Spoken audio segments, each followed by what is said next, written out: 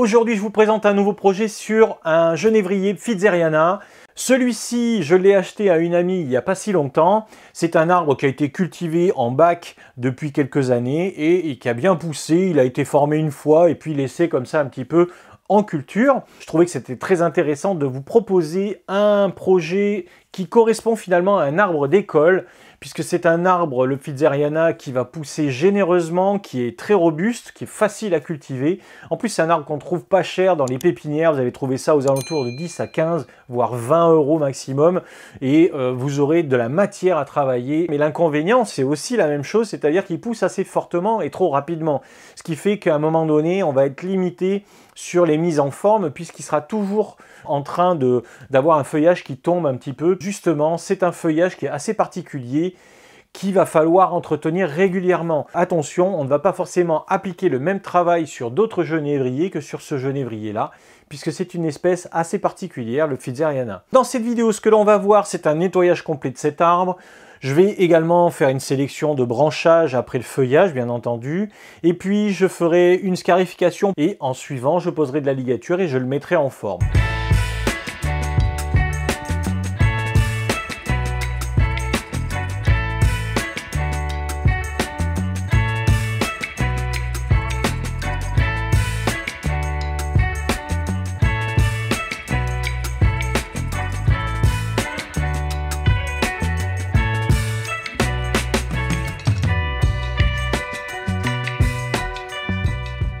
L'ensemble du matériel que je vais utiliser aujourd'hui m'a été fourni par la boutique de JC, Le Jardin de Moji. Vous retrouverez l'adresse de sa boutique en ligne dans la description de la vidéo. Cet arbre, il a l'air en très bonne forme. Il a certainement très bien été cultivé jusqu'à présent.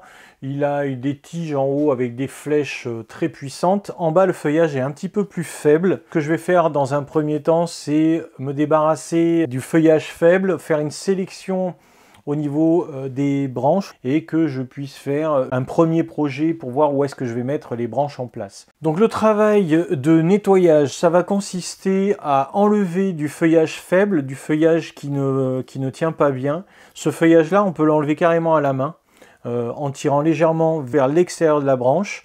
Et puis avec les ciseaux, je vais enlever tout ce qui pousse vers le bas. Je vais également un petit peu sélectionner le feuillage. Voilà, alors ça vous pouvez le faire avec le pouce et l'index. Alors ici, j'ai du feuillage qui pousse sur le tronc, je vais l'enlever et garder que les branches, voire les silhouettes des branches. Je me garde des longueurs que je vais ensuite travailler quand je mettrai en forme. Alors c'est important de voir les structures.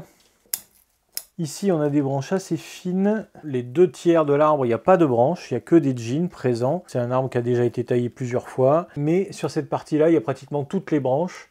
Et on ne voit pas vraiment les structures, donc je suis en train de nettoyer un petit peu tout le feuillage qui pousse sur le tronc, des feuillages qui pendouillent. Alors c'est toujours particulier de nettoyer les genévriers parce qu'on ne sait jamais trop quoi enlever tellement qu'il y a de feuillage. Le feuillage qui semble fatigué ou qui semble vraiment faible ou mort, qui est des fois proche du tronc, mais des fois il peut être aussi sur les branches. Ce feuillage-là, on va s'en débarrasser également. J'essaye de vraiment enlever aux intersections le feuillage.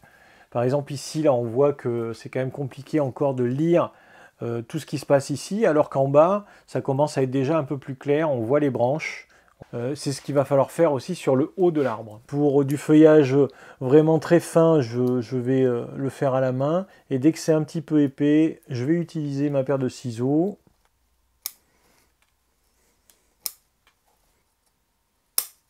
Quand je regarde cet arbre, je vois qu'il y a vraiment deux possibilités. Ou bien je construis l'arbre avec cette branche qui part par ici. On voit qu'elle est quand même assez puissante. Ou bien je construis l'arbre avec cette branche qui a déjà du mouvement et qui revient vers l'observateur et surtout vers l'aplomb de l'arbre. Ça me paraît beaucoup plus intéressant de ce côté-là. J'ai plein de branches tout autour du tronc, donc je ne suis pas trop embêté. Je sais que cette branche-là ne va pas me servir. Donc je vais lui enlever le feuillage pour commencer. Pour bien vraiment visualiser la branche qui va rester. Alors quand vous faites ce type de travail, ce qu'il faut, c'est garder vraiment la branche nue. Pourquoi? Parce qu'on va créer un jean avec cette branche-là. On va garder un maximum de longueur. On verra après si on la coupe un peu plus. Toute cette branche-là, et bien maintenant, il va falloir l'appeler pour en faire un jean. Et vous voyez de suite une silhouette qui ressort beaucoup plus. Maintenant, on a un arbre qui pourrait être composé avec ces branches ici. C'est beaucoup plus simple que de garder cette grosse branche qui vraiment perturbait et qui faisait presque une boule entière, donc c'était pas très esthétique. On va habiller cet arbre bien sûr, mais il va me rester certainement de la longueur. Ça me paraît très long ici, et je pense qu'avec peut-être cette branche là, ça suffira. Alors à première vue, après nettoyage du feuillage, qui est encore assez présent d'ailleurs, je pourrais encore en enlever un peu plus du feuillage. Je vois que c'est un arbre qui a déjà été mis en forme une fois, qui a été taillé peut-être une ou deux fois. C'est un arbre qui a entre 5 et 10 ans de culture en pot. Comme les branches sont toutes dans le haut de l'arbre, que l'arbre est assez fin et qu'il n'a pas forcément un joli nébari, ça va être difficile de faire autre chose qu'un lettré avec cet arbre parce qu'il est déjà très élancé, et puis surtout la finalité, le pot de l'arbre sera très petit, on va dire 2 fois plus petit que ça, et sera plutôt dans un pot rond. Je vais me munir de papier de verre, d'une petite brosse et d'une lame, et je vais commencer à nettoyer le tronc et les jeans, enlever l'écorce pour retrouver une écorce relativement rouge qui est sous, on va dire, le squame. Bon, ça va assez vite parce que c'est un squame qui s'enlève assez facilement. Alors ça va permettre de nettoyer vraiment le tronc. Il y aura vraiment un contraste de couleur. D'enlever peut-être des parasites éventuellement qui vivent dans l'écorce. Il faut aller sur la partie rouge comme toujours sur les genévriers. Quand on est sur la partie blanche, il faut arrêter. Bon, vous allez voir, de temps en temps ça apparaît, c'est pas bien grave. Ça c'est quelque chose qui va se refermer assez rapidement. Alors tous les jeans qui ont été effectués jusqu'à présent, ils n'ont pas été pelés ces jeans, et c'est dommage parce qu'ils auraient dû être pelés au moment où on faisait les coupes. L'écorce, elle se serait enlevée beaucoup plus facilement. Donc là, je vais mettre un peu de temps à les peler. Alors pensez à peler vos jeans dès que vous avez des branches que vous coupez sur les genévriers. Suite à la coupe de la branche, ici, j'ai une scarification qui est apparue. Ici, cette branche, elle est très sèche. Alors, il faut faire très attention de ne pas se couper. Donc, toujours travailler avec sécurité. Ne pas lâcher l'outil. Quand vous travaillez avec des lames, être très vigilant et concentré. Ça évite les accidents. Une fois qu'on a fini le nettoyage, c'est de passer un petit coup de papier de verre pour uniformiser et lisser un petit peu l'écorce. Voilà, ce tronc il est pas mal déjà là. J'enlève toutes les aspérités des branches également. Pour qu'on y voit plus clair, je vais utiliser un grand fil d'aluminium pour baisser un peu le feuillage. Et de ce côté, pareil, ça va me permettre, voilà, d'avoir la branche ici bien visible. Et maintenant, je vais en faire la délimitation avec cette lame. Et une fois que c'est fait, avec ma pince à jean, je viens pincer l'ensemble de la branche. On peut même vriller un peu. Et on va décoller l'écorce. Et là, l'écorce, vous voyez, elle se défait à la main facilement, alors que tout à l'heure, je forçais avec ma lame. On peut finir le travail avec la lame. Et on décolle absolument tout.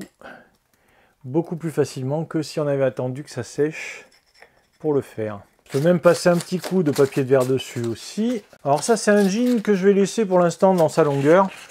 On verra après. Pour l'instant, j'y touche pas trop. Maintenant, je vais libérer le feuillage. Il faut commencer à imaginer l'arbre. On l'a nettoyé, on l'a mis un petit peu à nu. On va dire qu'on voit bien maintenant toutes les branches. On voit aussi bien le tronc. Il a une forme qui part vers l'arrière de ce côté-là. Mais quand on le regarde comme ceci, on voit que ce tronc, il a une forme super sympa de ce côté-là, qui est un petit peu incurvé, avec une scarification qui a été provoquée par la coupe de cette branche ici. Et ensuite, il a un mouvement comme ça qui part et qui revient sur cette branche-là.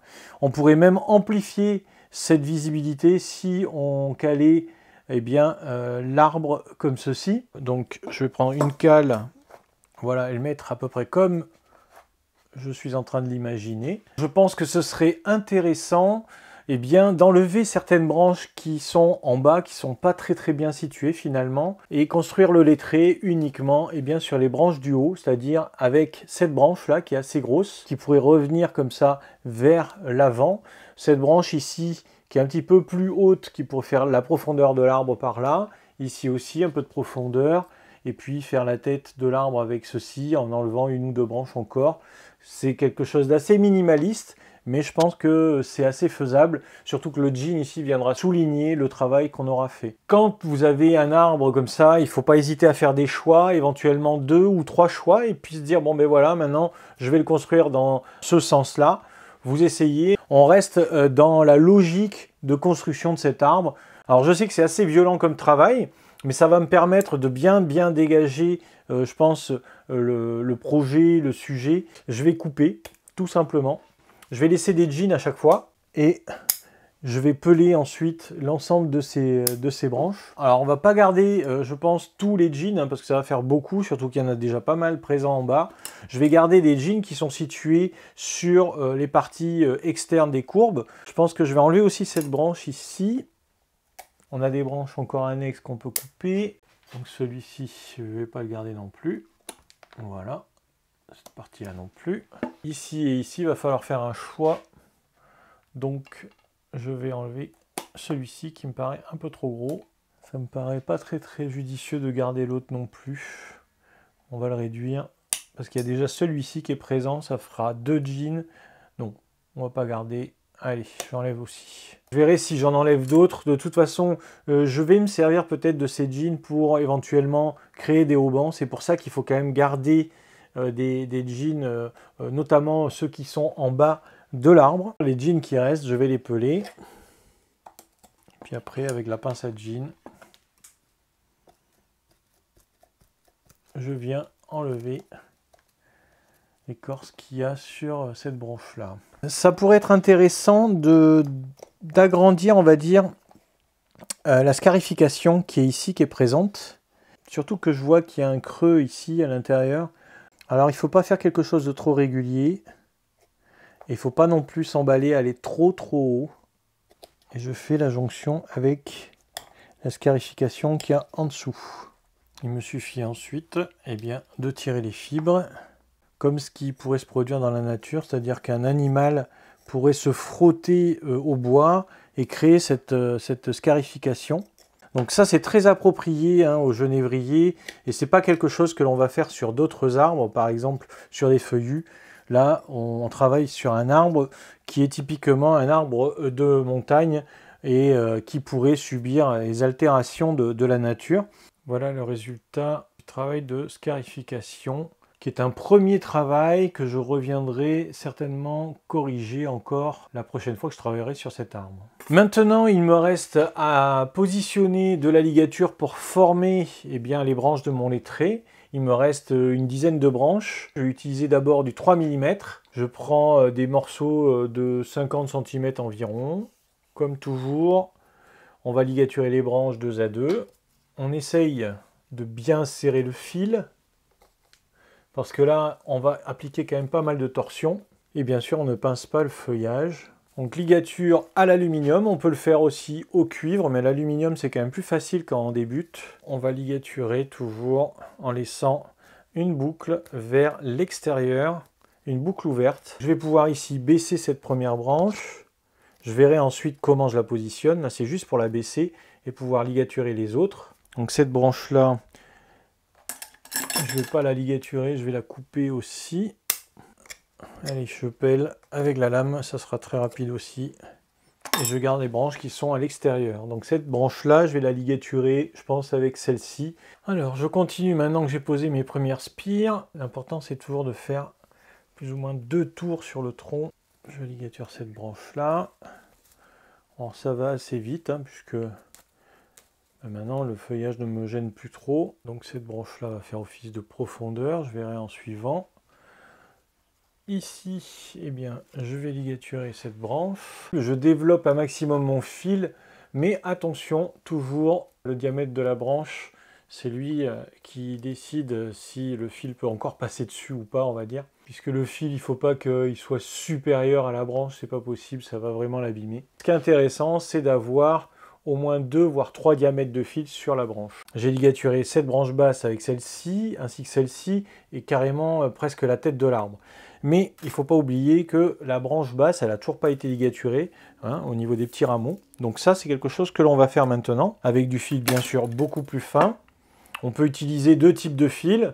Il y a peut-être moyen que j'utilise qu'un seul type de fil, je vais voir. Mieux c'est ligaturé, et plus ce sera joli au niveau du travail final, et on pourra discerner déjà des jolis plateaux. Voilà, il va me rester une branche ici. Je ne vais pas aller trop loin dans la ligature pour l'instant, c'est pas trop la peine. Parce que je sais très bien que comme ça va pousser fortement, si je commence à mettre du fil très fin, ça va de suite marquer. Et toutes les branches sont ligaturées sur ce plateau-là. Maintenant, je vais faire la même chose sur ce plateau ici. Alors, c'est pas un fil qui est très serré, c'est un fil qui va guider principalement la branche, maintenir. Voilà, il me reste 2 petites branches, je vais le faire avec du fil un petit peu plus fin. Si vous croisez, si jamais vous êtes obligé de croiser les fils, il faut croiser sur un fil de ligature et non pas sur la branche. Ça va permettre aux veines de toujours rester en place et vivantes surtout. Je vais enlever mon trop plein de fils ici.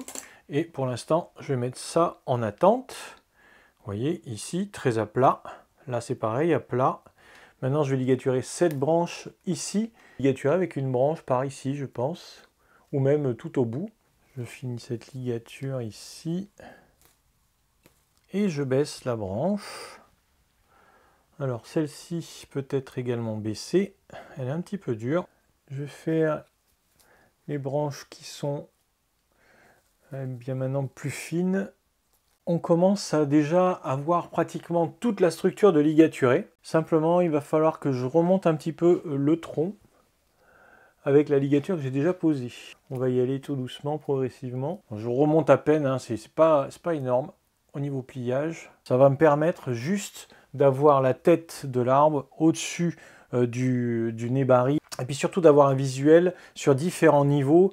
Parce que les branches, il ne faut pas qu'elles soient toutes au même niveau, donc ça c'est important. Maintenant que j'ai fait ce pliage-là, ça m'a permis de développer toutes les branches pour savoir à peu près comment je vais les positionner. Donc maintenant je nettoie un petit peu les branches qui composent la tête. Vous remarquerez, j'enlève vraiment que du feuillage très faible.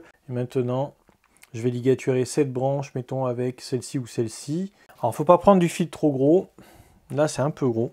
Comme j'ai dit, je vais d'abord ligaturer cette branche ici et je vais monter, je vais aller assez haut, toujours même procédé, ligaturer les branches 2 à 2.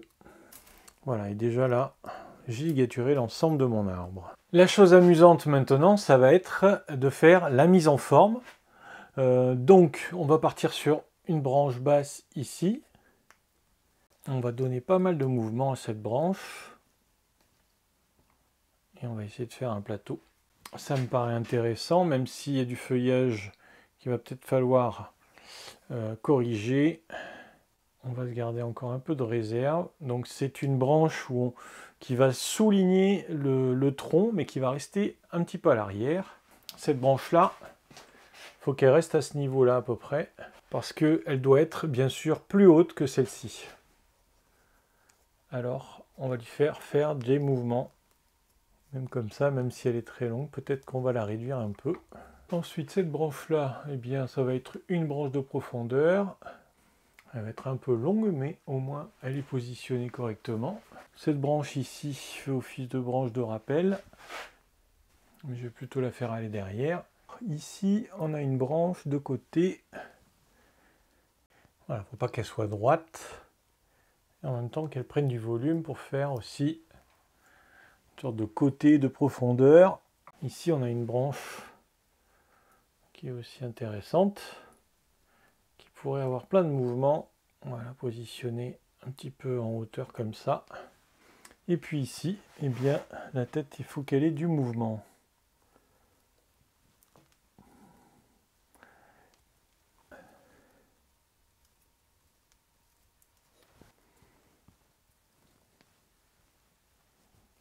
Toujours penser forme de lettré, donc il faut qu'il y ait du mouvement tout le temps.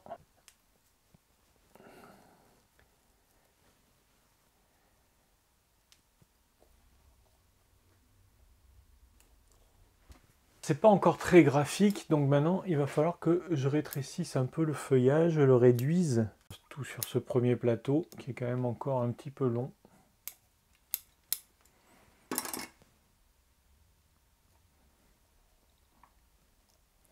Premier volume. Ensuite, deuxième volume ici, qu'il va falloir dessiner un peu mieux. Vous voyez que finalement, on ne garde pas beaucoup de feuillage. Ça, c'est trop long. Voilà, ici, on commence déjà à avoir un deuxième plateau sympa. Ensuite, donc, cette branche ici.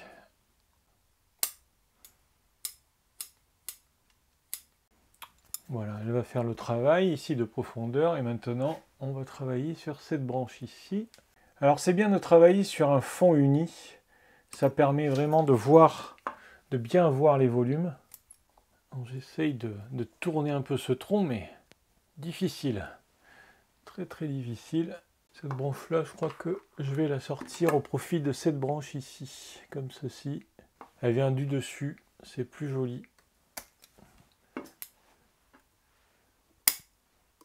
Tailler également la longueur. La laisser en hauteur. Elle sera plus haute, cette branche-là, que celle-ci, qui est bien plus basse. Voilà, ici, ça marche.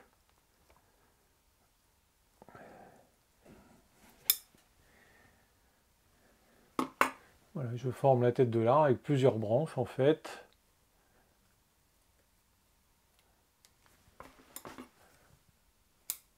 Pour l'instant, la tête, elle va être faite avec toutes ces branches-là. Un petit peu longue ici. Je vais la réduire et basculer sur quelque chose de plus petit. Donc vous voyez que très rapidement, on arrive à jouer avec des volumes. Voilà, la face de l'arbre est comme ceci. Je l'avais un petit peu décalé. C'est un arbre qui est super amusant à faire, le Pfizeryana, parce qu'il a énormément de branches et que de toute façon, même si on coupe très fortement, on sait que ça va repousser en arrière. J'ai travaillé pas mal sur cette partie-là pour avoir des mouvements, ici aussi pour pas avoir de raideur justement sur cette partie-là. Ici, c'est un petit peu raide, mais c'est léger. Et franchement, sinon, le tronc, il a du mouvement absolument partout. Le jean ici, le tenjin, je vais le laisser sécher. Je pense qu'il sera réduit par la suite, hein, mais pour l'instant, je le laisse comme ça. C'est pas vraiment un souci. Et puis surtout, ce que je vais surveiller, c'est la suite des événements, c'est-à-dire comment va réagir l'arbre, comment il va pousser. Voilà, j'espère que cette vidéo vous a plu sur la mise en forme de ce genévrier Pfizeryana. Attention, le feuillage il est un petit peu tombant, donc il va falloir le suivre régulièrement, le pincer, le tailler régulièrement. C'est un arbre qui aime beaucoup l'eau et qu'il faut engraisser assez régulièrement pour pouvoir avoir un feuillage bleuté de qualité. Une base qui me semblait super sympa pour en faire un petit lettré. Vous pouvez me dire dans les commentaires ce que vous en pensez. L'an prochain, je ferai une vidéo pour le suivi de cet arbre. Allez faire un petit tour dans la description de la vidéo. Vous avez plein de liens utiles, les partenaires de la chaîne, notamment le Jardin de Moji, qui a donné tout le matériel aujourd'hui pour faire cette vidéo. Et puis si vous souhaitez aller plus loin, je vous invite à rejoindre le Nejikan Club en cliquant sur le bouton rejoindre juste à côté du bouton abonner et vous aurez plein d'avantages. Allez, on se retrouve très vite dans une prochaine vidéo.